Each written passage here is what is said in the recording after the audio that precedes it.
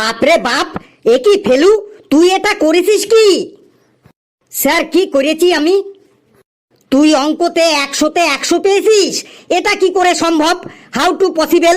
তুই তো অঙ্কতে কখনো 10-এর উপরে নম্বর পাসনি, এবার তুই 100তে 100 পেলি কি করে?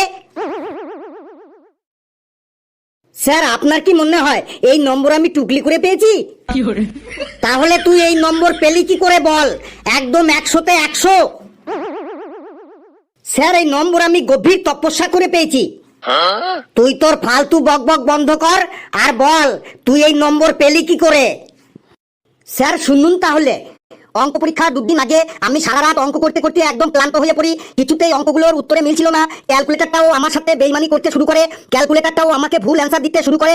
তারপরে সেই রাতে আমি সত্যিকারের অঙ্কের খুঁজে বেরিয়ে পড়ি। সারা রাত অঙ্ক খুঁজতে খুঁজতে আমি হিমালয় পর্বতের উপরে উঠতে পড়ি। ওখানে আমি একটা গুহার মধ্যে ঢুকতে পড়ি। গুহাটার নাম হলো টুকলুকা পুকলু গুহা। ওই গুহার মধ্যে সেই ঢুকতে পারবে যে ইংলিশে খুব স্ট্রং থাকবে।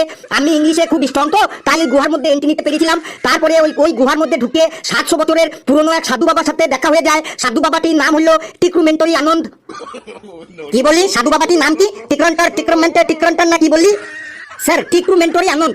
উনি আমাকে বললো, বেটা অঙ্ক শুধুমাত্র একটি নম্বরের খেলাই নয়, অঙ্ক হলো একটা ভাবনা, একটা চেতনা, একটা ফিলিংস। উনি আমার কানে কানে 3টি মন্ত্র বললো, তুই যখনই অঙ্ক পরীক্ষা দিবি তখনই এই মন্ত্রটি 3টি জপ করবি, দেখবি তুই অঙ্কতে একদম 100তে 100 নম্বরই পাবি।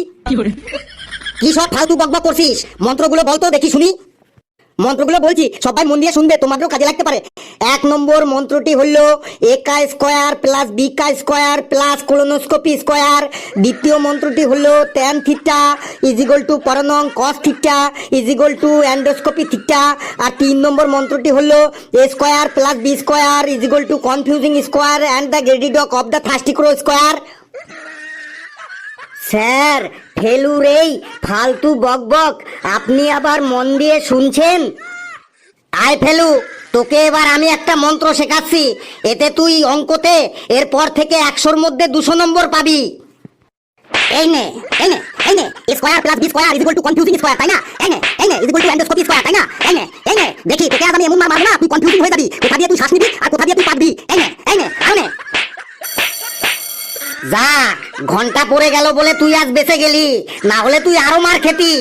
এই তোরা সবাই বস, আমি এখন যাই। বন্ধুরা ভিডিওটি কেমন লাগলো আপনারা কমেন্টসে জানাবেন, আর ভিডিওটি লাইক করবেন, যত পারেন শেয়ার করবেন, আর চ্যানেলটিকে সাবস্ক্রাইব করে আমাদের সাথেই থাকবেন। হাসতে থাকুন, সুস্থ থাকুন, যত বেশি হাসবেন তত বেশি সুস্থ থাকবেন। সকলে খুব খুব ভালো থাকবেন।